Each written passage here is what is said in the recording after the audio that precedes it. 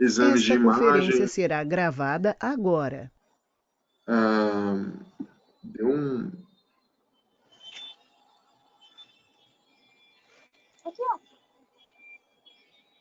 Tal, Deuciane, tá tudo ok aqui? Porque teve um... Saiu da tela automático.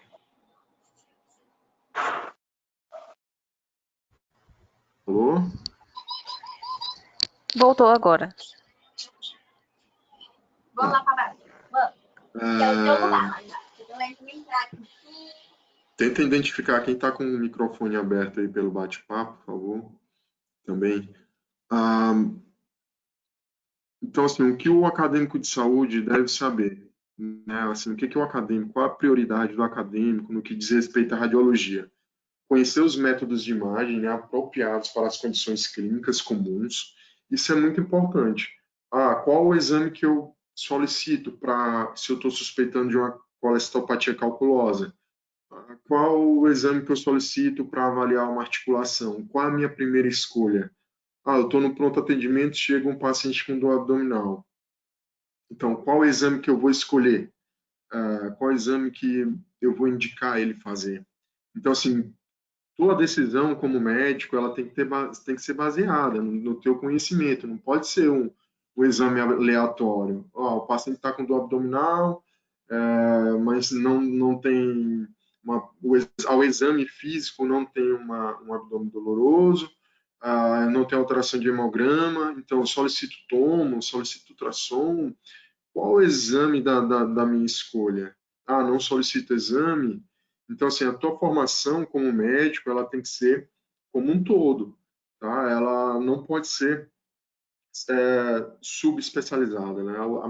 Você tem que ser um clínico geral. Todos nós somos clínicos gerais, né? Quando nós saímos da faculdade.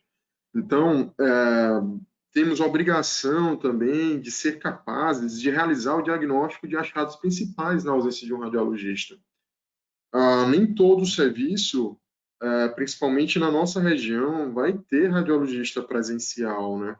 Então, assim, você vai ter que ser capaz de interpretar uma radiografia, vai ter que ser capaz, por vezes, de interpretar uma imagem de tomografia. As situações de urgência, emergência, um traumatismo craniano, ou mesmo um politrauma com hemiperitônio, vocês têm que saber fazer esse diagnóstico. A gente, como generalista, né, como clínicos gerais, a gente tem que saber olhar e realizar diagnósticos, os diagnósticos principais, tá? Eu não diria todos, né? Tudo bem, assim, vão ter síndromes, doenças mais raras e menos comuns, que aí vai ser papel do radiologista fazer diferença, né? Mas as doenças mais básicas, eu acredito que o graduando, ele tem que ter capacidade para realizar o diagnóstico. Então, qual é o passo a passo? Normalmente, qual a referência que a gente utiliza para fazer para estudar isso, né? Isso é algo comum, que assim, eu até desconhecia isso na minha época de formando, e na realidade o Colégio Brasileiro de Radiologia, né, e o Colégio Norte-Americano, eles dão referências, ou na realidade o material que tem no Colégio Brasileiro, ele é baseado no norte-americano, e eles te dão um norte, né, te dão informações, diretrizes para direcionar a solicitação de exames, tá? E como é que funciona isso? Eu vou priorizar com relação aos critérios de adequação de exames de imagem do Colégio Brasileiro de Radiologia, né? Porque afinal a entidade, a sociedade do nosso país. E eles classificam, eles graduam o exame de acordo com a situação clínica do paciente em não apropriado, exames de 1 a 3, né, notas baixas, exames não apropriados para aquela situação clínica, de 4, 5, 6, que podem ser apropriados, e 7, 8, 9, em verdinho, liberados, exames apropriados para aquela situação clínica. E aqui está um exemplo de como está lá no site. Vocês podem entrar aí no Google e entrar no site do Colégio Brasileiro, põe um CBR no Google que vai aparecer. E lá tem, no material publicado, enfim, vão ter os critérios de adequação de exames de imagem, está liberado para quem quiser acessar. E tem lá o painel de especialista em imagem cardiovascular, radiologia intervencionista. Na imagem gastrointestinal, ele me dá essas possibilidades. Tá? Avaliação de dor abdominal aguda no quadrante inferior direito, avaliação de dor abdominal no quadrante inferior esquerdo, e por aí vai. Então, assim, abordando e englobando as principais causas de solicitação de exames de imagem, né? Principais situações clínicas em que o médico precisa de uma solicitação. E como é que ele propõe? Bem, aqui é um caso clássico, a condição clínica. Deixa eu só, não consigo tirar. A condição clínica, eu estou sem conseguir ler o título, mas eu acredito que seja dor no quadrante inferior direito. Aí ele te dá variações, tá? Variante 1, certo? Aqui nessa tabelinha. Eu estou fazendo, detalhando um pouquinho mais, só para vocês entenderem o que eu estou querendo dizer. Então, assim, variante 1 da variante 2 da condição clínica, ou seja, da dor no quadrante inferior direito. Tá? Então, a febre, leucocitose e a apresentação clínica clássica de apendicite. Raio-x de tórax é adequado? Nem tanto, o índice de adequação é 4. Ultrassom com compressão gradual progressiva do quadrante inferior direito é adequado? Nossa, Igor, nota 4. Gente, aqui entendam o seguinte, ele está dando uma situação clínica em que o paciente tem febre, tem leucocitose e tem apresentação clínica clássica de apendicite. Então, não é necessário um exame diagnóstico de imagem para o diagnóstico. O exame físico é por si só suficiente para você levá-lo para a sala de cirurgia. É isso que acontece no dia a dia? Atualmente não. Né? Os médicos mais experientes, sim. Às vezes você está no interior também, sim. Não dispõe de exames de diagnóstico de imagem, né? Mas atualmente está um pouquinho acomodado e sempre esperando o diagnóstico tomográfico para fazer essa avaliação. No caso, ou então ultrassonográfico. Então, e por aí vai, só assim, de acordo com as variantes, sem a apresentação, obviamente, a indicação do ultrassom e da tomografia, elas vão aumentar de nota. Então, nós temos, dentro da radiologia, quatro exames, né, principais, métodos de imagem principais. Tomografia computadorizada, radiografia convencional, ressonância magnética e o ultrassom. Ultrassom, quais são as vantagens? É um exame rápido, dinâmico, ele pode ser realizado no leito, inclusive, atualmente, lá no São Marcos, a gente faz de rotina, né? Todos os exames, no caso, todos os pacientes COVID, a gente faz Doppler venoso, no caso estou fazendo, e assim, eu faço na beira do leito, na UTI. O paciente não precisa sair da UTI COVID para se deslocar até o setor da radiologia. Então, com isso, a gente preserva, a gente evita que o paciente saia daquele setor que está isolado, né, e a gente leva o aparelho até ele e faz o exame. Tanto os tórax, enfim, o que for necessário.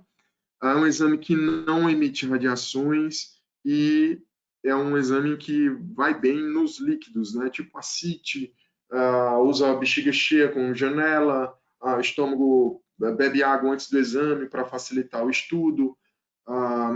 Então, se ele vai enxergar líquido com facilidade, derrames pleurais, enquanto que não vai bem em gás, gordura e osso. No que diz respeito ao gás, gente, eu não sei, eu acredito que vocês tenham visto, né? No exame do COVID, né, 19, em ambiente de terapia intensiva, ele é muito utilizado para fazer ultrassonografia do tórax. Igor, mas, poxa, o tórax no pulmão não tem ar, não transmite o som bem. Então, na realidade, o ultrassom no tórax do adulto, né? Ele vai me dar uns artefatos característicos. E quando o pulmão está inflamado, ele vai ter água no seu interior, né? Os alvéolos podem estar preenchidos com conteúdo, ou então você pode ter edema intersticial. Esse edema intersticial vai alterar as formas do som, tá? Na minha aquisição de imagem. E isso vai me dar pistas, vai me dar indicações clínicas de que ali tem alterações parenquimatosas ou intersticiais. E aí a gente aprofunda um pouquinho mais no assunto, linhas A, linha B, etc., mas não é o intuito da aula. A gordura e osso também não vão transmitir muito bem o som, tá? Deixa eu tirar o marcador aqui para conseguir passar. Bem, então, ultrassonografia, aqui a gente tem exemplo de um transdutor convexo na sua esquerda, em que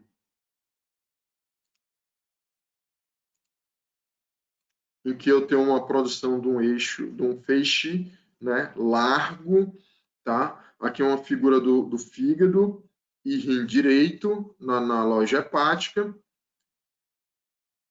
E aqui um transdutor linear, já de alta frequência, mostrando o mesmo tecido hepático. Qual é a diferença dos dois? Importante que vocês saibam também da existência dos transdutores ultrassonográficos, tá? Tem um transdutor, normalmente são três os básicos: o transdutor convexo para estudos abdominais, o transdutor linear, que é estudo para estudar pequenas partes, normalmente, mama, tireoide, as articulações, pequenas e grandes articulações, e o endocavitário para fazer exame transvaginal e endorretal. E a diferença é que o linear, normalmente, ele é um transdutor de alta frequência, ele vai me dar uma melhor definição de imagem, enquanto que o convexo é um transdutor de baixa frequência, adquire imagens mais profundas, né? Ele penetra mais na estrutura que eu estiver analisando, porém, ele me dá uma menor definição de imagem. E o endocavitário, que não está evidenciado aqui, ele é um transdutor em que de frequência intermediária entre os dois. Aqui nessa figura eu estou exemplificando a aquisição Doppler, né, que é outra função do ultrassom, para avaliar a vasculatura. Aqui a gente tem uma carótida comum, tá, no pescoço, sendo analisada por um espectro, e no exame abdominal, o Doppler ele vai ter diversas funções. Aqui a gente tá interessante isso. Regionalmente, a gente não tem tanto pedido Doppler assim.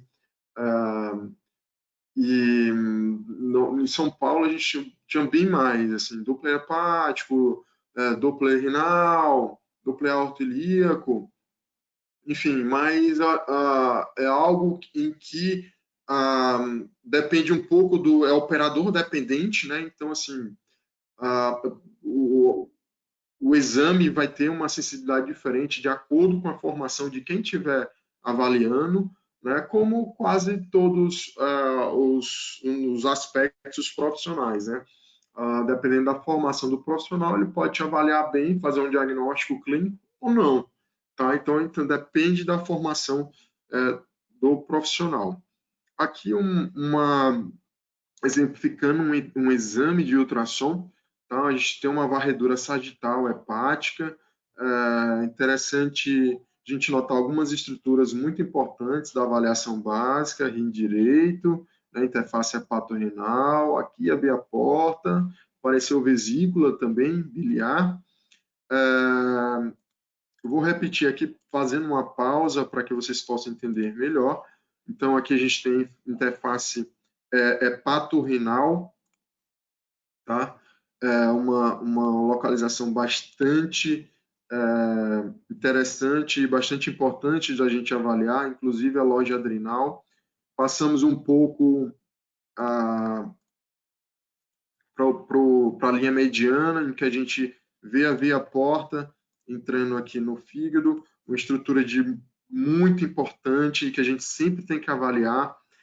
O COVID, no caso, também tem dado algumas tromboses. Atualmente a gente diminuiu bastante o diagnóstico por conta da profilaxia, que teve um ajuste de dose bom acho que nos últimos 2 meses. E aqui a vesícula biliar com conteúdo líquido, né, que no ultrassom vai aparecer anecogênico, ou então pretinho, tá bom? Isso é importante a gente entender, né, conceitos fundamentais ultrassonográficos. Então, aqui no interior da vesícula, o líquido no ultrassom vai aparecer anecogênico, o parênquima hepático ecogênico, e aqui o tecido gorduroso, no caso, o perivesicular, na loja vesicular, hiperecogênico, branquinho, tá bom? São 3, no caso, os conceitos aí que vocês têm que saber de ultrassom. Nomenclaturas básicas, né? Para não ler um laudo e ficar perdido. A tomografia computadorizada, já a tomografia, ela é um exame bem rápido, ela é diferente da ressonância. A ressonância pode ter algumas aquisições, principalmente exames abdominais, pode demorar 30 minutos, 40 minutos, dependendo do que for feito, enquanto que a tomografia computadorizada é um exame mais rápido. A aquisição ela é bem rápida, principalmente nos equipamentos atuais, multislice, né, de vários canais, e ela vai te dar uma ótima resolução anatômica. Os contrapontos da tomografia é que envolve radiação, envolve meio de contraste, isso é básico, né? Meio de contraste iodado. Para você solicitar um exame de tomografia com contraste iodado para o paciente, você tem que estar ciente da função renal dele. Por exemplo, é um adulto jovem rígido, sem comorbidades, tranquilo, pode solicitar a tomografia. Mas é um idoso acima de 65 anos, diabético, hipertenso, e está pareceu um nódulo hepático, aí você está investigando, você já solicita uma tomografia com contraste? Bem, aí não é tão assim. O ideal, no caso, é que você saiba a função renal para que você possa realizar o exame com contraste endovenoso nesse caso, porque pode prejudicar a função renal ainda mais. A sedação, né, crianças geralmente têm medo de entrar no tubo tomográfico, embora ele seja estreito, não seja igual um tubo de ressonância. Gás também não é muito bem, é bem visto no exame de tomo, mas algumas vezes pode atrapalhar. Gordura e osso, avaliação óssea, é importante enfatizar aqui que com relação à avaliação da gordura e do osso, principalmente nesses tópicos, a ressonância ela vai te dar uma avaliação melhor, né? Tem diferentes fases que vão te dar mais informações a respeito. Tumores ósseos, medulares, enfim, você vai avaliar melhor na ressonância. Mas fraturas, eventualmente tumores exofídicos, o estudo pela tomografia vai te dar bastante informação. Inicialmente, quando a gente é acadêmico também, a gente tem uma imagem da ressonância como se fosse algo, vai resolver tudo, e não é bem assim. Principalmente nos estudos musculoesqueléticos, você tem que ter uma análise conjunta, tanto da ressonância, como do raio-x, como da tomografia. Cada método vai ver bem determinados tipos de patologia, e o laudo correto, no caso, a hipótese diagnóstica do radiologista, ele vai sair com base na comparação dos três métodos, tá? Nas informações adicionadas dos 3 métodos. Então, a tomografia é importante, também outro conceito básico super importante, e que a gente sai da faculdade sem saber, normalmente, né? É que você pode fazer a tomografia computadorizada sem contraste, tá? Não tem essa obrigação. Você tem a indicação, só quero fazer um diagnóstico de cálculo renal. Então, a tomo vai ser sem contraste, porque é só para eu ver cálculo, não precisa do contraste para ver o cálculo. E na sequência com contraste endovenoso, vão existir 4 fases pós-contraste, a fase arterial, a fase venosa, de equilíbrio e excretora, tá? Isso vai depender o quê? Do tempo de aquisição das imagens após a injeção do contraste. Isso é bem fácil de entender, gente.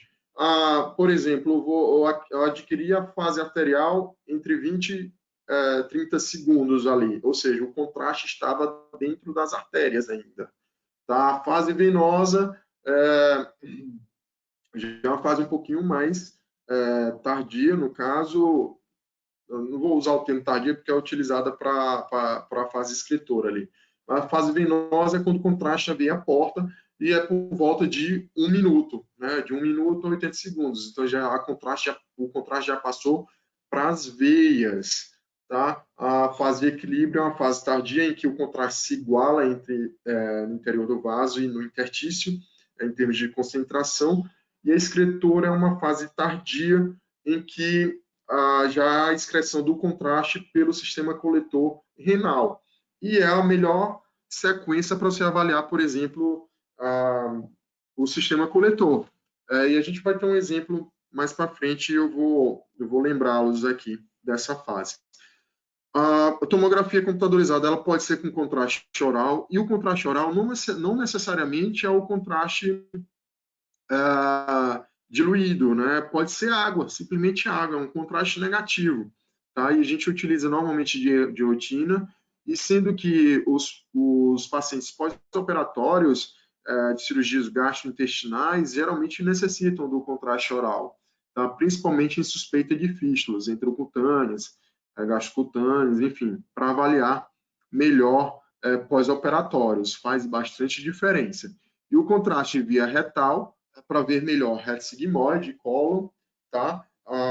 São Paulo a gente fazia bastante uso, aqui no Nordeste é menos comum, e ajuda bastante nos diagnósticos de apendicite aguda em pacientes magros, tá? Porque o magrinho ele vai ter pouca gordura peritoneal e as alças estão mais perto uma das outras, então vai ser mais difícil você enxergar um apêndice sem um contraste.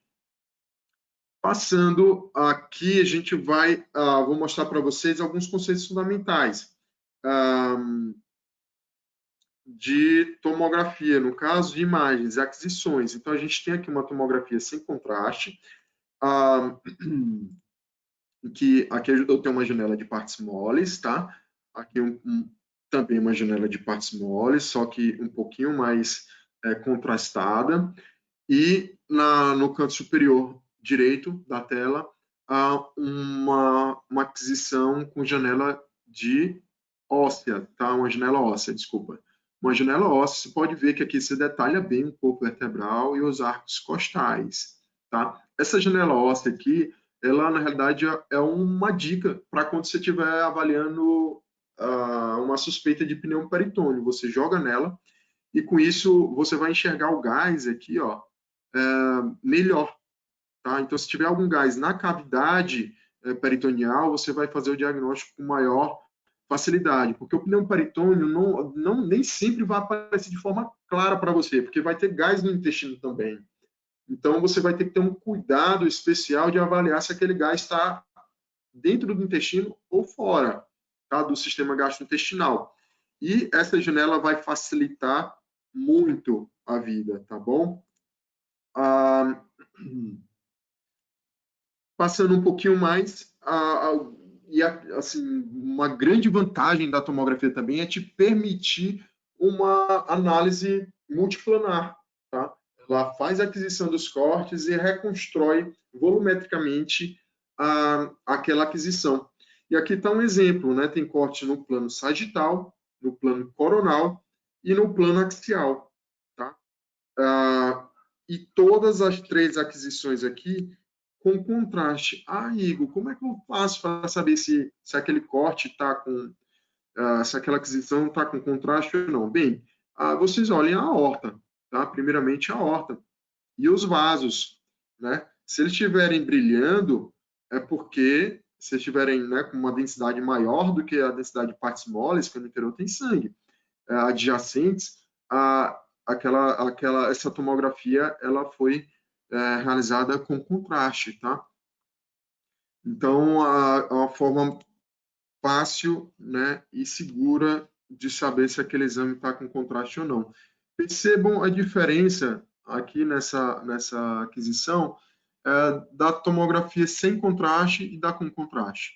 E aqui a diferença entre as fases, tá? Então aqui a gente tem uma fase sem contraste, uma fase com contraste arterial, uma fase venosa e uma fase excretora, tá? Lembrando que a diferença entre a fase arterial, venosa e a excretora só é o tempo de aquisição.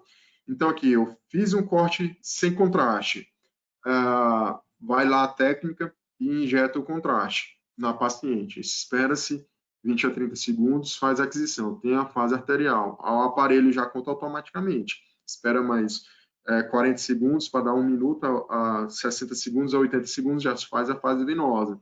Espera mais um pouquinho, 4 minutos, mais ou menos, 5 minutos, se houver necessidade. Aí faz a fase excretora, onde há excreção do contraste pelos rins, né? E você consegue definir adequadamente o sistema coletor. E a fase de equilíbrio, é uma fase que normalmente na prática da radiológica a gente corta, tá? Para não irradiar o paciente mais do que o necessário. Por quê? Porque a gente tem notado que, fora algumas situações específicas, ela não é necessária. Então, na maioria dos protocolos, ela já não está mais presente, acaba não estando mais presente, sendo as 3 fases principais, arterial, venosa e a excretora. Bem, e o contraste oral que eu tinha falado, gente? Então, aqui, ó, aqui está sem contraste, um exame de tomografia sem contraste oral, no caso, né? Tem contraste venoso, aqui a aorta tá hiperdensa, está mais densa. E aqui um exame com contraste oral. Olha como as alças intestinais brilham, tá? Então, assim, a gente tem contraste oral aqui nas alças de Delgado. E aqui um contraste via retal, preenchendo todo o reto sigmoide. E o contraste aqui com água via oral, contraste negativo, né? Se lembrem que eu falei para vocês, e que você consegue delinear as alças intestinais também e ver o conteúdo delas. Então, a água ela é muito útil, tanto no ultrassom como na tomografia, tá? Na tomografia, especialmente para avaliação de alças, e no ultrassom para servir de janela acústica, ou seja, servir de meio condutor para o som. Tá? Então, na abordagem inicial, comecei um exame tomográfico de abdômen. O que eu vou dar prioridade para olhar? Bem, a gente começa avaliando pelos cortes axiais. Aqui no canto superior direito tem uma reconstrução coronal, tá? E na minha central de laudos, no programinha de laudos, eu posso ter essas linhas de referência, acionar essas linhas de referências e descendo e comparando as diferentes reconstruções. Tá? Isso facilita muito a vida e a localização de lesões. E a gente começa pela base pulmonar. Tá? No exame de abdômen total, não esqueçam vocês, quando forem para a prática de pronto atendimento, de olhar a base pulmonar. Tá? Não raro a gente pega pacientes com dor abdominal e aí a gente olha a base pulmonar, tá lá com pneumonia, principalmente pneumonia, é o mais frequente, né? E nessas épocas de Covid, como Covid também evolui com dor abdominal, eu já peguei, inclusive, num plantão meu, que o paciente veio com queixa de dor abdominal, e aí nessa corte da base pulmonar tinha lá opacidades suspeitas para Covid, e aí a gente passa já de imediato o laudo, avisa o setor, enfim, dependendo de onde é que ele esteja, né? Porque tem local que ainda não é separado a tomografia. Bem, e aí vamos descendo, avaliando pouco a pouco as estruturas abdominais. Aqui a gente tem o fígado, a veia porta, o estômago repleto de água, o pedacinho já começando aqui, cabeça e o colo do pâncreas, o baço, certo? Uma análise contrastada, né? Você tem os vasos contrastados, aqui eu enxergo melhor a corpo e a cauda do pâncreas, os rins, aqui um cistinho no rim esquerdo, tá? Atentem que o cisto por definição, ele tem paredes finas, irregulares, né, com conteúdo hipodêncio e homogêneo, cisto simples. Então, percebam aqui que não deixa dúvida, né? É uma imagem bem definida, redondinha, hipodensa a tomografia, e que se trata de um cisto renal, não preciso ter medo disso. Se tivesse algum componente sólido, estaria realçando ao exame de contraste. Então, continuando aqui aos cortes inferiores, a gente tem a imagem renal, aqui a veia renal esquerda, que não raro é local de variantes anatômicas, a vesícula biliar, fígado, aqui também a porção inferior gástrica, já do antro e piloro. Descendo um pouquinho mais, temos o mesentério, a raiz do mesentério, que origina, né, os vasos que vão irrigar o intestino, tanto a artéria como as veias que estão trazendo o sangue. Aqui o cólon, né, e as alças de Delgado. Essa anatomia é muito importante que vocês saibam. Tenho visto bastante já casos normais para que vocês saibam diagnosticar. É importante também se habituar com a hipodensidade do tecido gorduroso peritoneal. Por vezes, a pendangite, por exemplo, que é um diagnóstico diferencial de apendicite, elas vai aparecer como um borramento desse tecido gorduroso, principalmente de forma focal. E adentrando um pouquinho mais cortes inferiores na pelve, lembrando que a gente também temos que sempre avaliar a parte óssea, tá? Utilizar a janela óssea das imagens de tomografia para avaliar se não tem nenhum tumor ósseo, enfim, alguma alteração ou mesmo fratura, tá? Dependendo da indicação clínica. A ressonância magnética, ela também vai te dar uma ótima resolução de contraste e não vai envolver radiação, né? Tem essa vantagem com relação à tomografia. Só que é um exame extremamente não, mas é um exame demorado, e é extremamente demorado quando comparado aos outros. Precisa de sedação em crianças, em pacientes que tenham claustrofobia. Ele desloca estruturas ferromagnéticas. O paciente tem stent cardíaco, tem stent cerebral, assim, tem que saber algum clipe, ou então tem rastilhos metálicos, já pegou um tiro, tem um projétil no interior, marca-passo. Isso tudo são fatores de contraindicações relativas ou absolutas para a execução da ressonância magnética.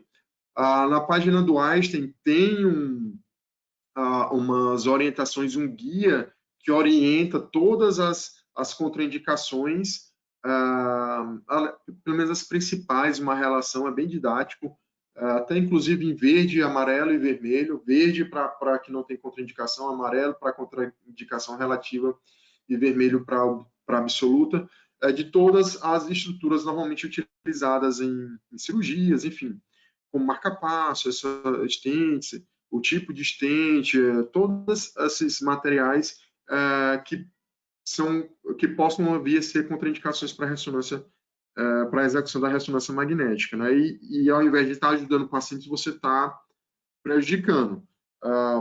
Exemplo, essa semana mesmo, eu peguei um paciente em que trouxe um raio-x e que tinha um projétil aqui na emergência do tronco bracocefálico. Contraindiquei, você vai fazer, Igor, mas, poxa, como é que você faz nesses casos? A gente solicita um atomo, faz uns cortezinhos, põe na tomografia rapidinho, faz um corte, e aí vê onde exatamente está o projeto, está perto de estrutura importante ou não, tá? De estrutura vascular ou não, porque um deslocamento ali, como geralmente faz fibrose, você pode ter, pode produzir lesão, né? Você pode prejudicar o paciente. E é importante lembrar também que do mesmo jeito que a tomografia tem é importante que vocês saibam que as fases, né, arterial, venosa, de equilíbrio, escritora da tomografia, saibam o que essas fases, tem tomografia sem contraste, com contraste oral ou via retal, A ressonância magnética, ela também tem a possibilidade de ser com contraste, tem as suas fases principais, suas sequências principais, que é T1 e T2, tá? Dentro das sequências principais, é interessante notar que podem ser com FET7 ou sem FET7. E o que é isso, gente? Eu não sei se vocês já tiveram a oportunidade, algum radiologista, ou de pegar algum exame, está exemplificando. A gente vai ver com um pouquinho mais de atenção nos próximos slides, mas quer dizer simplesmente com saturação de gordura ou não, ou sem saturação de gordura. Ou seja, eu apago o sinal da minha gordura ou deixo o sinal da gordura presente para avaliar melhor aquela estrutura de interesse. A colangiorressonância, né, que é uma aquisição para ver as vias biliares, especificamente para ver, ela faz uma reconstrução das vias biliares em volumétrica, fica bem legal, e com contraste endovenoso, né, gadolínio, que é o contraste da ressonância. O contraste da ressonância é diferente do contraste da tomografia, ele provoca menos reação alérgica. Um paciente tem alergia ao contraste da tomografia, né? Dependendo da indicação do exame, você pode lançar a mão da ressonância, tá? Para fazer, não, então vamos fazer uma ressonância de abdômen, então. Porque o contraste da ressonância, ele dá muito menos alergia, é bastante raro alergia ao gadolínio, tá? E as fases também vão ser o mesmo raciocínio da tomografia, vai ter a fase arterial, venosa, e escritora, tá? Fase tardia. Bem, aqui estão as sequências da ressonância, mais para vocês entenderem. Geralmente na sequência T2, como é que eu diferencio uma sequência T1 de uma sequência T2? É o seguinte, gente, é fácil, né? Tá a sequência T1, vocês vão olhar aqui para o canal medular, tá? Onde o líquor brilhar, tá? Na sequência T2, desculpa, o líquido, a água, ela brilha, tá? Então, onde brilhar é porque é T2. Aqui não está brilhando. Então, é T1, tá? E aqui percebam a gordura do subcutâneo. Eu quero que vocês olhem para a gordura do subcutâneo e a gordura peritoneal. Ela tem um isosinal, um hipersinal. Na realidade, está brilhando aqui, né? Tem um hipersinal, tá? T2 sem saturação de gordura. Passei para T2 com saturação de gordura, olha, eu apaguei o sinal da gordura, tá? Ela está escurinha. Então, com isso, eu priorizo a análise das estruturas do meu interesse, das vísceras, enfim, do que eu estiver analisando no momento. Do mesmo jeito é que você leva o raciocínio para T1, com FET7 e sem FET7, tá? Lembrando, então, que a diferença básica de T1 para T2, geralmente T2 o líquido vai brilhar, T1 não vai brilhar, tá? E eu vão ser duas sequências diferentes. A gente não vai entrar muito na diferenciação dessas duas, que envolve fase, dos prótons, do sinal adquirido, enfim, eu acho que não cabe aqui hoje discutir isso, e é um pouquinho mais aprofundado, mas, porém, vocês têm que saber, pelo menos, da existência dessas sequências, tá? Por mais que vocês não possuem conhecimento específico da física, da aquisição, enfim, dos diferentes subtipos, né, da explicação da aquisição dessas sequências, tá bom? Bem, aqui mais um exemplo de ressonância, aqui sem contraste, aqui com contraste, lembrando aqui sempre dá dica para olhar a aorta, ok? Aqui exemplo da fase arterial, da fase venosa, já você olha aqui a porta pintando, e aqui já uma fase um pouquinho mais tarde, fase de equilíbrio, em que você tem uma aquisição com contraste da ressonância. Exemplificando uma ressonância de abdômen adquirida em T1, né? Não está brilhando o líquido aqui do canal medular, certo? E a gordura está brilhando? Não. Então, com saturação de gordura. Tá? Vejam também a cortical renal, como está brilhando, certo? Então, isso me diz que tem contraste endovenoso. E aqui uma colangio-ressonância para exemplificar em que ela reconstrói a árvore biliar, que a gente tem uma caracterização da árvore biliar intrahepática, certo? Das vias biliares intrahepática e extrahepática, com formação aqui do ducto hepático comum, se juntando com o ducto cístico e formando um hepato colédoco, que se orienta lá para a papila duodenal e cabeça pancreática. Então, um exame bastante bonito e bastante útil também para pesquisas de coledocolitíase. E o raio-x, gente, o raio-x ele vai ser muito bom para assim, porque é um exame rápido, é um exame que também pode ser realizado no leito. Para quem não sabe, existem raios-x portáteis que você leva no leito e faz a radiografia. É muito utilizado em ambientes de terapia intensiva, todo hospital tem, né, que tem UTI. Tá? E ele vê bem gás também. O gás, por ser radiotransparente, ele não vai atenuar o raio-x. Então, a pulmão, por exemplo, na radiografia, você vê bem, né? Porque ele tem muito gás. Já ele te dá uma baixa resolução anatômica de contraste, você não consegue fazer uma reconstrução volumétrica através do raio-x e também não te permite imagens axiais, né? Sempre são projeções, né? Em um plano daquelas estruturas volumétricas que compõem a perna, o abdômen, o tórax, seja qual for o segmento que você estiver estudando. Então, aqui a gente tem exemplo de uma radiografia simples de abdômen.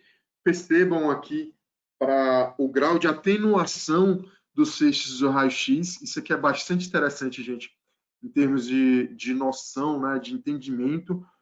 Percebam aqui que o raio-x ele vai ser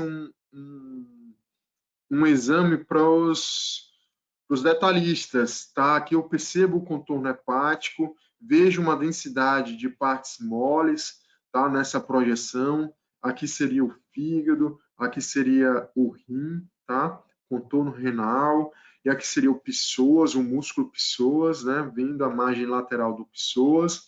Aqui é o borramento da margem lateral do psoas aqui inferior, é um sinal indicativo, um dos sinais indicativos de apendicite ou de algum processo inflamatório aqui nessa região da fossa ilíaca direita. Consigo definir bem o ar, percebam que o ar dentro da alça, né, do cólon, silhueta colônica. Então, assim, a gente normalmente é normal ver gás no cólon, no intestino, tá? Quando a gente não vê gás no intestino, aí que não é normal, porque durante o dia a gente engole muito gás. Tipo, a gente falando, a gente está engolindo gás, tá? Então, o normal é a gente enxergar ar no colo, no intestino. O que não pode é o intestino estar dilatado, né? Tá com uma distribuição não habitual. E a densidade de cálcio, né? Coluna e quadril, no caso, o osso vai ter essa densidade e permite bem nós avaliarmos essas estruturas. Que conceitualmente essas densidades básicas elas vão o teu raciocínio de identificação ela vai ser levado para todos os exames diagnósticos de imagem. Então, gente, como acertar o diagnóstico? Tá? Como é que eu faço para acertar não é nem o diagnóstico, mas assim, o exame que eu vou solicitar?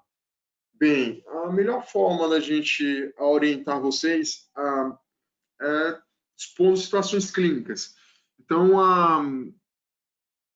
a primeira delas, a mulher de 65 anos, do abdominal em cólica e parada de eliminação de gases e fezes. Qual a principal hipótese diagnóstica nessa situação? Abdômen agudo obstrutivo. Bem claro, bem fácil, enfim, isso é básico. Tá? No pronto-socorro, o abdômen agudo, ele vai ser classificado, né? Obstrutivo, perfurativo, inflamatório e vascular. Nós vamos ver alguns deles aqui hoje. E nesse caso específico, tem uma mulher, 65 anos, com dor abdominal em cólica e parada de eliminação de gases em fezes. Então, sem dúvida, a minha principal suspeita é abdômen agudo obstrutivo. Mas qual o próximo passo? Tá? Qual o exame que eu solicito? Bem, frente a um abdômen agudo obstrutivo, eu preciso confirmar a obstrução rapidamente e preciso classificar ela em alta e baixa, correto? Então, posso lançar mão do raio-x. Isso aqui é uma possibilidade, tá? Ah, bem, eu vejo obstrução, eu vejo dilatação de alças intestinais nesse raio-x? Não, tá? Então, aqui eu tenho a primeira possibilidade. O paciente chega com sua história, ah, enfim, com dor, etc. e tal, mas ao raio-x não tem essa dilatação de alças intestinais. Eu vejo resíduo fecal, um certo grau de coprostase cólica, né? Porém sem sinais obstrutivos. Aqui eu vejo que é uma paciente já um pouquinho idosa, tem um certo grau de osteopenia, tem uma cirurgia aqui coxofemoral, uma prótese femoral, e uma espondilodiscoartrose na coluna com uma escoliose. Então, isso aqui é uma paciente idosa, tá? Isso aqui é um raio-x de uma paciente idosa, em que já com cirurgia, provavelmente já teve fratura de fêmur, já tem uma osteopenia. Então, assim, quantas informações valiosas eu não estou tirando da radiografia, né? Então, a gente avaliando com calma, a gente consegue estabelecer um raciocínio muito bom com os exames diagnósticos por imagem. Mas também eu posso ter situação, uma outra possibilidade, com esses achados. Eu tenho aqui uma dilatação, uma distensão gasosa das alças intestinais delgado. Olha o sinal clássico aqui de empilhamento de moedas, tá? Aqui em decúbito dostal, aqui em ortostase. E percebam que em ortostase, ela me faz nível, ela me produz nível hidroaéreo. Tá? Então, esse nível hidroaéreo me indica que tenho realmente um fator obstrutivo aí, eu tenho uma suboclusão intestinal. E essa obstrução intestinal, ela é alta ou é baixa? Se está envolvendo delgado, então ela é alta, tá? Sem dúvida. Eu não consigo enxergar o cólon aqui. Uma outra pergunta para vocês: eu vejo gás aqui na ampola retal? Não, eu quase não vejo. Então, isso é um outro fator que me indica que realmente o intestino está obstruído ali mais cranialmente. Então, tem uma obstrução para cima. Tá? Não está passando gás. Tá? Não está chegando gás no colo. Eu não consigo enxergar o colo aqui. E nem o reto sigmoide. Não tem gás na ampola retal. Então, o trânsito tem um stop. Tá? Não está chegando gás lá. Então, você tem uma obstrução realmente. Outra possibilidade, com essa mesma história clínica, com a mesma situação clínica, seria um raio-x desse, em que eu tenho uma acentuada dilatação do cólon. Vejam que é diferente, tá? Aqui é delgado, as alças múltiplas, tal. Já o cólon, eu vou ver ele quando ele é dilatado, eu vou enxergá-lo no trajeto. Cólon ascendente, aqui sobe aqui pelo flanco direito, hipocôndrio, origina o transverso, vem o descendente que passa para o reto sigmoide. O sigmoide e reto, quer dizer. Então, assim, a anatomia é diferente, vocês têm que saber dessa anatomia. E aqui, de forma bem clara, tem uma dilatação cólica. E a radiografia do abdômen, então, ela vai me ajudar a definir de forma bem clara isso, né? Que tem uma obstrução intestinal baixa, alta. E aqui, só para não deixar de constar, um volvo de sigmoide, né? Que também costuma ser questão de prova, clássico, um tratamento cirúrgico. E dá essa imagem aqui que a literatura fala em grão de café, né? Mas, enfim, é uma imagem quase de U invertido, bem clássica, que se vocês virem, vocês não podem, assim, não tenham dúvida em sugerir esse diagnóstico, tá? Porque isso é muito clássico. E os outros exames de imagem, né? No caso, para o quadro de abdômen agudo obstrutivo, para essa situação clínica. Ultrassom, ressonância. O ultrassom ele é bom para gás? Não. Tá? Então, assim, ultrassom, suspeita de abdômen agudo obstrutivo, ele não vai ser legal. Tipo, se o abdômen está distendido e você faz a percussão você tem uma análise em que é gasosa o conteúdo, não é líquido, né, não é ascite, então o ultrassom ali não vai ser muito bom, não vai ser um bom condutor, o ar, e com isso você não vai enxergar as estruturas abdominais. Tem paciente, inclusive, com tá muito distendido, que a gente não enxerga quase nada. A gente enxerga parte do fígado, às vezes não enxerga rim, enxerga bexiga, enfim, na pelve, dificulta muito o exame. A ressonância é muito demorado, né? Então, assim, para um quadro de abdômen agudo, ela não está indicada de forma alguma, exceto nas exceções. O paciente está... Aí eu vou, no caso, uma grávida com suspeita de apendicite que não foi identificada no ultrassom. Para evitar radiação na tomografia, pode fazer uma ressonância. Mas normalmente seria outras situações clínicas que não um abdômen agudo obstrutivo, né? E a tomografia, como está indicado aqui o sinalzinho verde, é o exame que fora o raio-x, é o exame de escolha, né, para avaliar esses abdômenes de forma mais detalhada, vendo se tem outras possibilidades diagnósticas, né, para aquela situação, a localização precisa da obstrução, qual a causa que está promovendo aquela obstrução, a gente consegue enxergar as alças intestinais e segui-las, né, no abdômen. É um exame um pouquinho trabalhoso, tá, principalmente quando tem obstrução de delgado, para localizar, enfim, o ponto de variação de calibre, né, e avaliar possíveis complicações, perfuração, coleções, enfim, necrose intestinal, né, isquemia intestinal, que às vezes acontece. E uma outra possibilidade também é você pegar um raio-x meio que inespecífico. Aqui a gente vê uma sonda digestiva, tem uma dilatação de alças intestinais localizadas aqui no hipocôndrio esquerdo, tem formação de nível, tá, hidroaéreo, porém, você está aqui, você não consegue adicionar mais nenhuma informação. Disse, olha, tem algo aí, né? Tem uma obstrução, provavelmente de delgado, né? Obviamente, isso aqui são ossos de delgado. Porém, eu estou sem conseguir, não dá para avaliar a causa. Então, você vai, o quê? Lançar a mão da tomografia para detalhar mais aquele segmento, né, dilatado. E aqui na tomo, né, que tem, percebam aqui, que tem contraste oral, né, você vê que tem alça contrastada, e contraste endovenoso. Você vê as artérias ilíacas aqui contrastadas também, tá? Com contraste no interior. Então, é uma tomografia de abdômen com contraste oral e endovenoso. E percebam aqui que tem uma alça se insinuando aqui pela região inguinal na pelve. Igor, como é que eu sei que eu estou na região inguinal? Gente, aqui está a articulação coxo-femoral, né?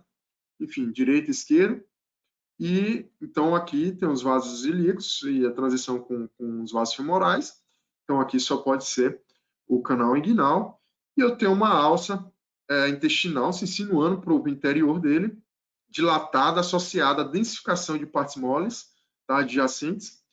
E com isso eu posso concluir, tá, que se trata de uma hérnia inguinal encarcerada, tá, com um processo inflamatório local lá na região inguinal e promovendo dilatação das alças intestinais a montante, certo? E dando aquela imagem. Uma outra situação clínica, sexo feminino, 55 anos, dor constante no hipocôndrio direito há 12 horas e febre, obesa e hipertensa. Tem uma e chega a você com uma dor no hipocôndrio direito, tá?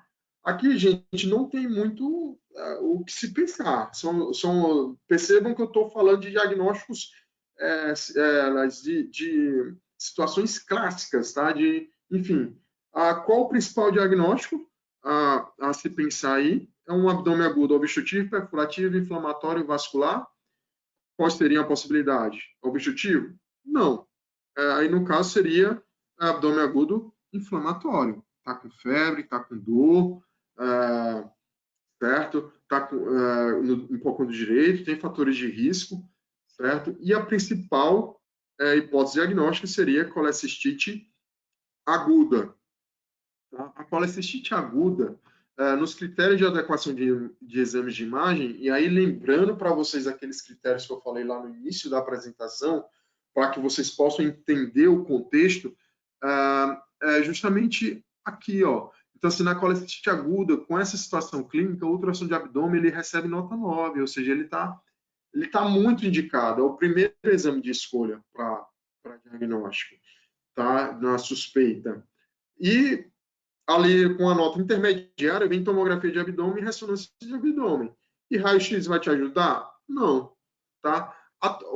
A tomografia de abdômen na colecistite aguda ela é muito boa para ver o processo inflamatório infeccioso. Você vai ver um realce parietal na vesícula biliar, pode ser que você veja um espessamento da vesícula e uma densificação do tecido gorduroso adjacente, e também um fator precoce da, da um fator, uma alteração de imagem sensível mais precoce da colecistite aguda na tomografia, no caso, é o hiperrealce do parênquima hepático perivesicular na aquisição arterial. Então, assim, por isso é importante fazer um exame trifásico, porque você tem diferentes achados nos tempos de evolução, tá? Bem, mas a tomografia, em contrapartida, ela não vai avaliar bem cálculo. Às vezes você enxerga cálculo no interior da vesícula, cálculo biliar, às vezes não, tá? É diferente do cálculo renal, tá? Não vamos misturar as coisas. Já a ressonância, não. A ressonância, ela vai te dar, ela vai ver cálculo muito bem, né, no interior da vesícula, porém, tem os outros fatores inerentes, né? Exames caros, toda essa decisão e essa quantificação, essa graduação de orientação de exame se leva em consideração tudo isso, tá? Então, aqui já do Colégio Brasileiro, paciente hospitalizado com febre, leucograma elevado, sinal de Murphy positivo, e o sinal de Murphy, né, da colecistite aguda, né, do hipocôndrio direito à palpação. Você pode fazer isso até o ultrassonografista pode também tem o sinal de Murphy ultrassonográfico, né, positivo, indicando assim a, a colecistite aguda, né, e o índice de adequação é 8. Então, seria o teu exame de escolha para avaliação daquele paciente. Obviamente, você está num lugar que não tem, só tem toma, aí vai para toma, e, enfim, só tem ultrassom, só vai para ultrassom. Você vai lançando mão do que você tem também, né? Isso não é algo fixo, ou seja, nem restritivo, né? Você vai se adequar, né, a cada situação. Aqui é um exemplo de uma vesícula biliar, ultrassom, onde eu detecto paredes espessas, tá? Delaminação aqui das paredes, tem edema, tem um conteúdo heterogêneo, tem esses foquinhos hiperecogênicos no interior, que pode ser barro biliar ou microcálculos, e uns focos ecogênicos, né, de maior ecogenicidade, aqui, hiperecogênicos, decantados aqui no interior da vesícula, que produtores de sombra acústica posterior, que são compatíveis com pequenos cálculos, tá? O que me leva a pensar no diagnóstico de colecistite aguda, litiásica. E aqui só para exemplificar uma vesícula biliar normal, ó a parede fina aqui. Tá? O conteúdo homogêneo é anecogênico, é líquido, né? Aparece preto no ultrassom.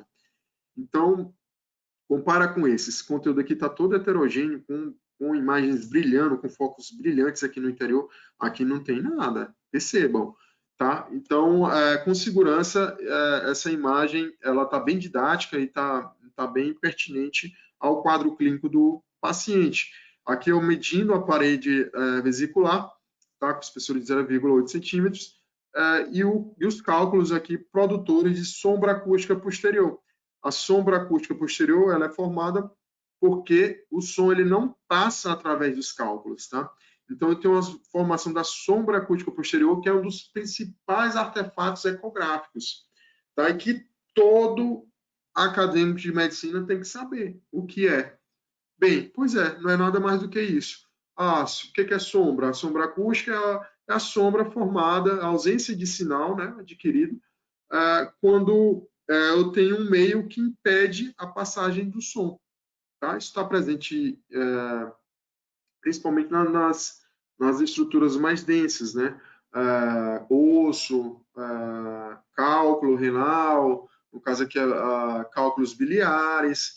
O gás também pode formar uma sombra acústica posterior, mas assim, uma sombra mais suja, não homogênea, né? Porque tem a parte de reverberação também.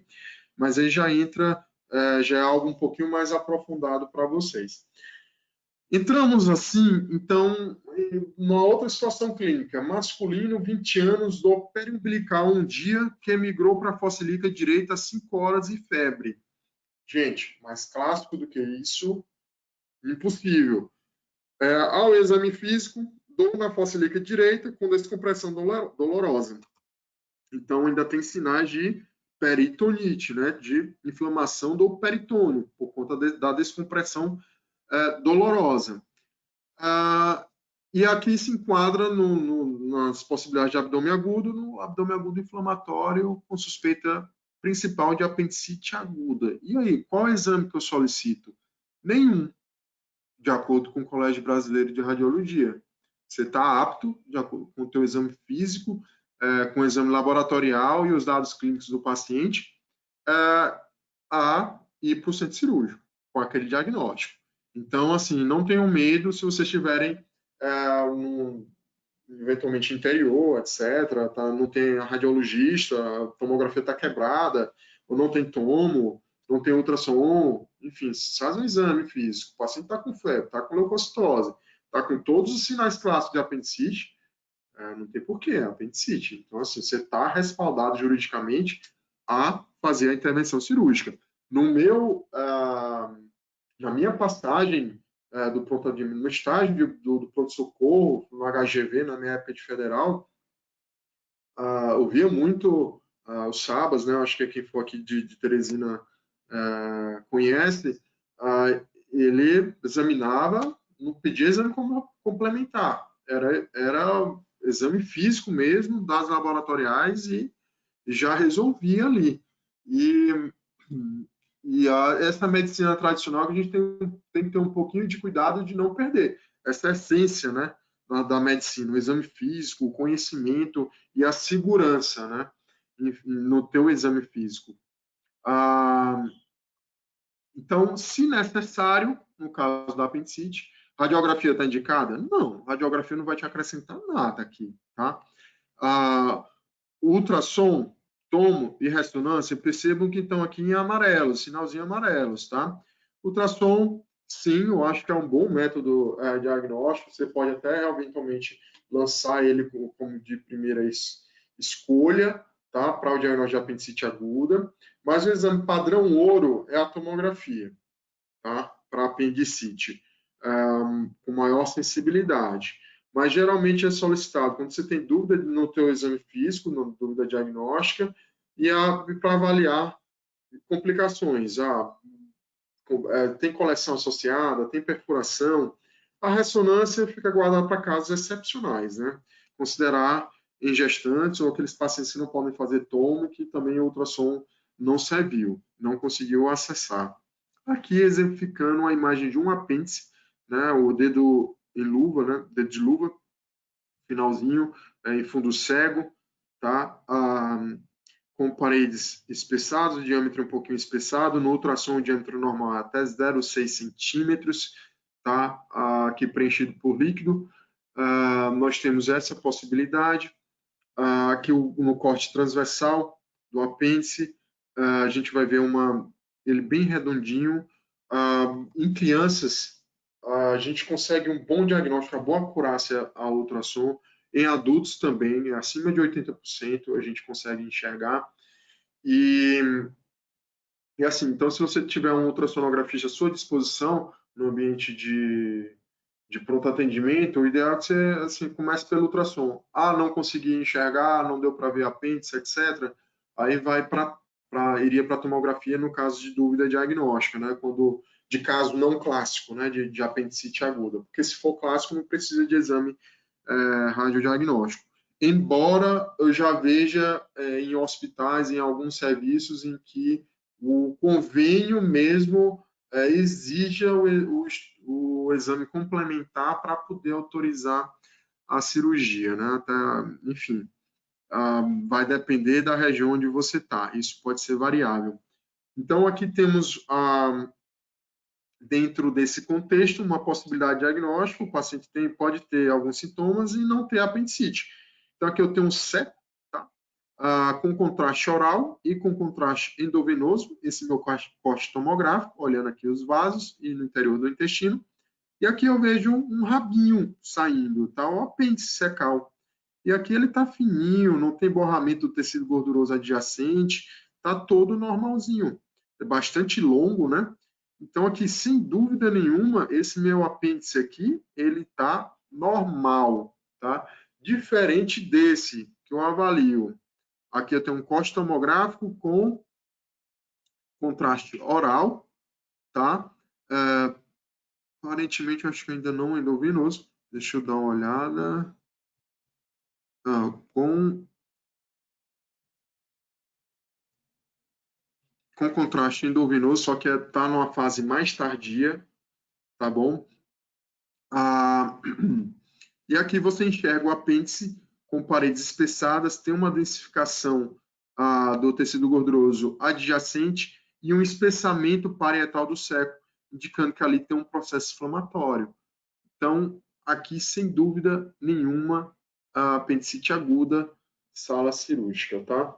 A situação clínica 4, masculino, 30 anos, vítima de atropelamento por caminhão e apresenta dor abdominal difusa. Bem, gente, chega um paciente desse para vocês, então, assim, o que fazer? Você vai ter que avaliar globalmente o paciente, né, obviamente, e a prioridade aqui é assegurar a estabilidade hemodinâmica do paciente. Então, vocês têm que avaliar paciente instável, você vai fazer o FAST, ultrassom, né? No serviço que tem ultrassonografia à disposição. E, geralmente, o ultrassom portátil ele está ali na mão, tá? Paciente estável, aí você vai e manda para tomografia, faz com contraste endovenoso, você perde esse tempo, né? Para a realização do exame.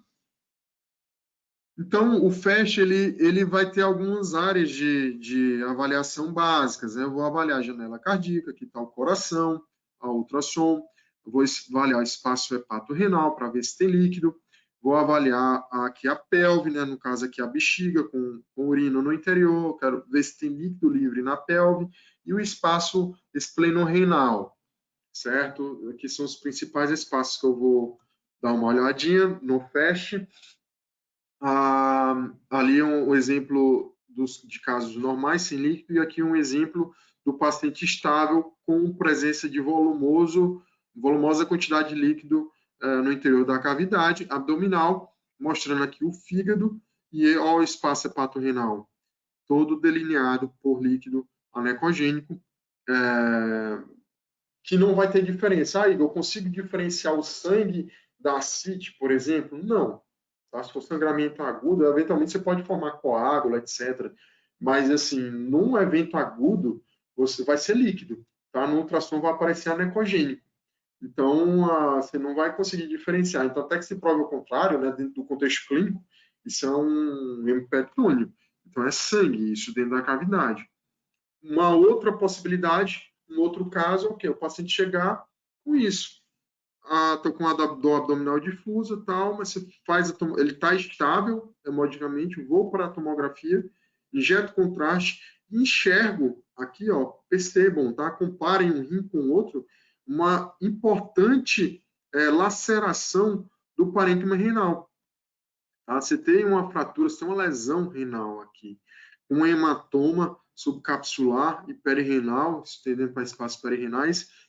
E na lesão renal, algo que sempre tem que ser feito é uma fase tardia, uma fase excretora após o contraste endovenoso, que é para ver o quê? Para ver se tem extravasamento do contraste pelo sistema coletor renal, porque isso vai mudar a conduta, tá? do urologista na avaliação desse paciente.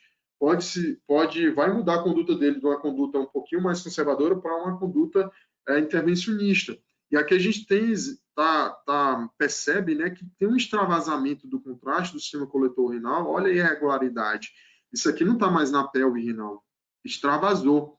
Então, aqui um exemplo clássico e bem bonito de uma lesão grave renal por politrauma com acometimento do sistema coletor, tá?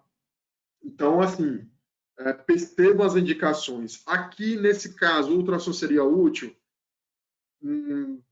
Não. Aí, o ultrassom, pela minha experiência prática até, o ultrassom na avaliação assim, da laceração renal, ele pode até identificar, né? Você vai conseguir identificar a lesão renal no ultrassom, porém, ele não vai te dar o tanto de informação que a tomografia te dá na avaliação daquele paciente. Por exemplo, a avaliação do sistema coletor, não vou conseguir ver.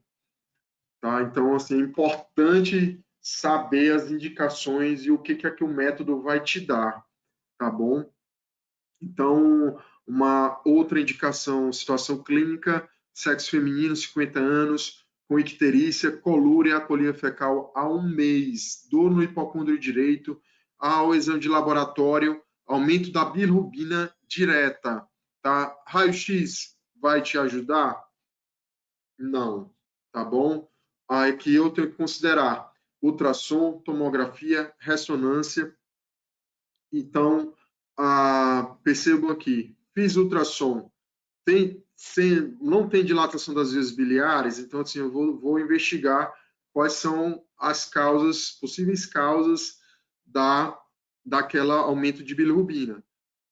Fiz ultrassom com dilatação das vias biliares, eu prossigo a minha investigação, tá? Vou levantar suspeita para uma coledocolitíase, ou então uma suspeita para uma possível neoplasia também. E com isso vou prosseguir a investigação ou com ressonância, ou com CPRE, ou com estudo tomográfico, certo? Aqui, dentre as possibilidades diagnósticas, tem um hepatocolético dilatado ao exame ultrassom e eu enxergo o cálculo aqui no interior, no colédoco distal, promovendo dilatação das vias biliares amontantes. Uma colangiorressonância, né, para avaliar principalmente coledocolitíase, eu enxergo de forma bem clara que os cálculos no interior das vias biliares, aqui um de maior dimensão, fazendo uma área de stop, tá? Na colangio, e aqui o ducto hepático, caso comum, juntando-se com o ducto cístico e formando o hepato colédoco, tá, gente? Lembrando aqui da anatomia básica das vias biliares, né?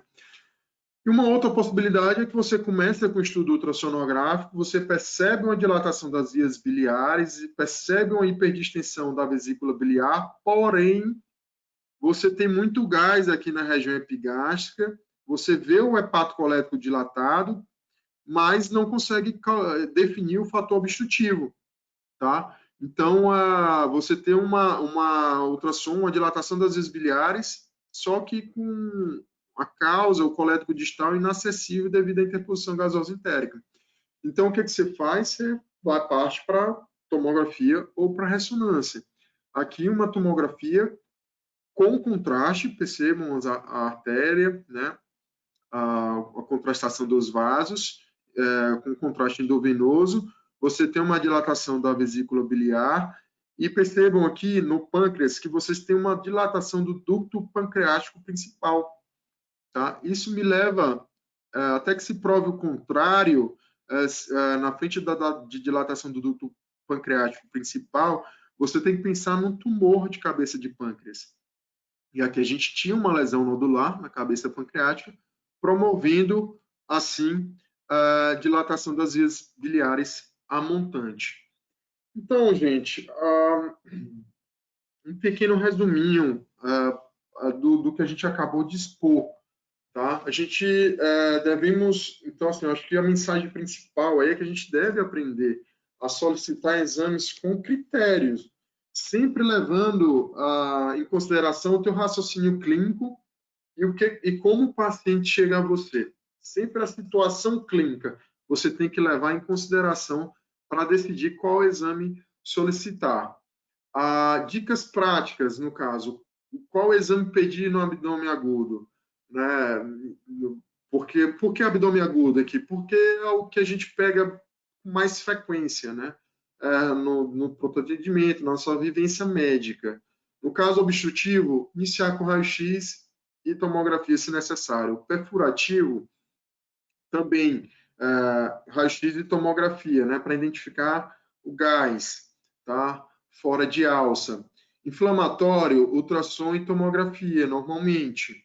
Vascular, no caso, para avaliar artéria, um aneurisma de aorta, a tomografia com contraste endovenoso. Traumático, considerar sempre o ultrassom, se estiver disponível nos pacientes instáveis, indicar FAST, e tomografia nos pacientes estáveis.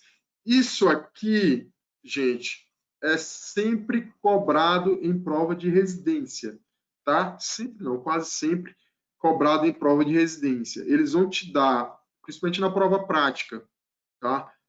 Eles vão te dar a situação clínica e vão te pedir, qual o exame que você solicita agora, enfim.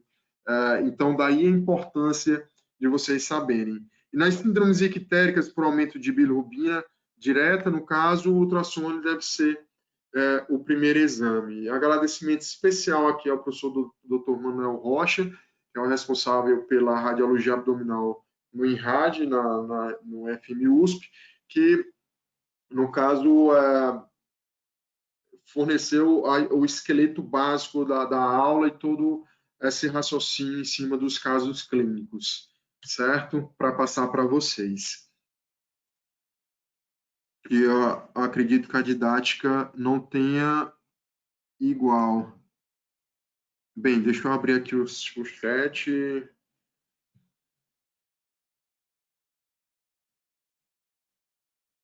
Delciane, está escutando? Oi. Estou ouvindo, sim. Dá para me ouvir? Dá. Bom, doutor, eu queria agradecer a palestra, que foi excelente. Achei que foi muito esclarecedora, a didática foi muito boa. E se alguém tiver alguma dúvida, pode colocar no chat ou no grupo do WhatsApp, que eu vou passar aqui para o professor. Me chegou aqui uma dúvida. Tem uma que é relacionada ao terceiro caso que o senhor apresentou, que perguntaram se, no caso, não fosse um apendicite, poderia fazer a apendicectomia mesmo sem sinal de inflamação? Não fosse apendicite, apendicectomia, não. Ali, No na terceiro realidade, caso. é o seguinte, ali eu quis dizer que, às vezes, o paciente chega com toda... Às vezes chega com a história de dor abdominal, né? Não com todos os achados clássicos, e você vai para o exame e você pode ter o apêndice normal, tá? Isso é uma possibilidade. Então, aqui, os cenários foi dado com base numa situação clínica específica, né? E aqui, no caso, foi mais para exemplificar o apêndice normal, mostrar para vocês na tomografia. Aqui não quer dizer, eu não sei se ele entendeu, que aqui na imagem normal era apendicite, é isso? Eu acho que foi isso que ele deve ter entendido. Então, normal, o apêndice, quando ele se apresenta normal no exame de imagem, ele é normal, tá? A não ser que ele esteja ali limítrofe, tá na tomografia 8 milímetros, que a gente leva em consideração, aí está limítrofe, geralmente a gente sugere um acompanhamento. Mas se ele está abaixo disso e não tem sinais inflamatórios, você não vai para apendicectomia, não. Deu para entender? Deu sim. Você, no mínimo, acompanha. O que eu pego, aliás, o que eu já peguei na minha prática, inclusive em plantão, principalmente em criança. A criança te engana muito. Eu já fiz exame em criança que vinha com suspeita de apendicite. Ao exame, eu fiz um ultrassom, deu normal. Ela voltou depois de 8 horas. E aí com apêndice inflamado. Já com diagnóstico ecográfico. E como eu repeti o exame, fui eu mesmo. Então, teve uma mudança. Então, assim, na dúvida, você acompanha. Tipo, nesse caso, peguei um exame de imagem normal, porém ele tem todos os critérios clínicos diagnósticos. Então, eu sugiro que você acompanhe evolutivamente esse paciente. Tá certo, entendi. E tem outra pergunta aqui também. Como diferenciar alças do intestino delgado do intestino grosso no raio-x? Se é só a localização ou se tem algum critério outro para diferenciar? É a própria forma mesmo da alça. A alça intestinal de delgado, ela vai dar esse aspecto típico aqui de empilhamento. Minha tela está sendo compartilhada ainda, tá? Tá sim, dá para ver. Tá, né? Tem aqui, ó, deixa eu ver aqui. Então, a alça de Delgado, ela vai ter esse aspecto típico de empilhamentos de moeda, tá? Isso aqui é a anatomia básica do Delgado. Então, o cólon ele vai ter um trajeto abdominal muito típico. Ele vai começar aqui no seco, vai ter o colo ascendente, vai atravessar a colo transverso e vai descer pelo descendente, originando o sigmoide e reto. Tá? Enquanto que a distribuição das alças intestinais de Delgado, elas são mais central, né? Central e pélvico. Ah, e a dilatação da alça de Delgado também, você não vai ter dúvida, entendeu? Quando você começar a ver exame, a questão anatômica mesmo, tanto da distribuição, né, como da anatomia. Isso aqui, sem dúvida nenhuma, é alça de Delgado, você não tem dúvida. Já o cólon, não. O cólon vai ter as abstrações, né, coisa que o Delgado não tem. Você vai ser mais lobulado a parede intestinal e pode ter conteúdo fecal no interior. E com isso você difere, né, das alças de intestino delgado. Mas normalmente essa diferenciação não tem muita dificuldade, tá? De diferenciar de um para outro. Basta você ver alguns casos. Tá certo. E complementando a pergunta que eu tinha feito da apendicite, falaram aqui que pensou a seguinte hipótese. Quanto apenas ao diagnóstico clínico, o paciente teria conhecimento que iria ser submetido à cirurgia. Se, por exemplo, na laparotomia, o profissional observasse que não tem inflamação, poderia fazer a apendicectomia? Porque, caso ocorresse nesse paciente outro episódio de abdômen agudo, já se excluiria a hipótese de apendicite aguda. Olha, assim, embora essa pergunta eu acho que pudesse ser melhor respondida por um cirurgião geral, porém, já pela vivência prática de discussão com os mesmos, quando você entra você tem todo o preenchimento de critérios, tem febre, tem a leucocitose, tem a dor na fossa ilíaca direita, com a transição, ou seja, os critérios clássicos. Se entrou na laparotomia, você faz a apendicectomia, você realiza, independentemente do apêndice estar normal ou não, porque você já abordou o paciente cirurgicamente.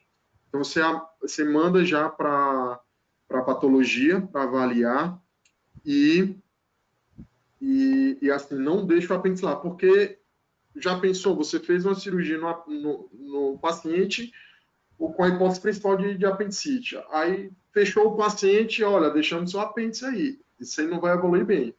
Aí, outra, o próprio procedimento cirúrgico, ele pode gerar um processo inflamatório no teu corpo. Não raro a gente pega apendicite em controle em evolução pós-operatória. Então, se aquele paciente evoluir depois, posteriormente com apendicite aguda, você vai ter um problema, né? Que você poderia ter resolvido logo. Então, via de regra, eles operam, abriu, tira, entendeu? Com suspeita, eles já tiram o apêndice. Não tem essa, não. Se tiver clínica, tudo, clínica compatível, enfim, laboratório compatível, por mais que o aspecto anatômico no olho, né, seja aparentemente normal, eles tiram o apêndice. Acho que deu para entender, eu acho. Não tem mais nenhuma dúvida no chat, nem no WhatsApp. Bom, mais uma vez eu queria agradecer pela excelente aula. Acho que tem muitos elogios, tanto no chat quanto no WhatsApp. Eu agradeço. Agradeço pela disponibilidade. E eu acho que é isso. Eu agradeço. Confesso que assim, essa época de pandemia é um pouco estranha a gente dar aula para uma tela de computador que a gente não enxerga ninguém. Eu estou acostumado a olhar os olhinhos assim de vocês, ver a reação, interagir mais. Mas, de qualquer forma, estou à disposição para essas oportunidades e para ajudar, eventualmente. Para quem mora em Teresina, estou lá no São Marcos, como no setor da radiologia, e na UDI Jockey. Tá bom? Tá certo. Agradeço de novo. Boa noite a todos, Boa agradeço pela presença. noite. Tchau, gente.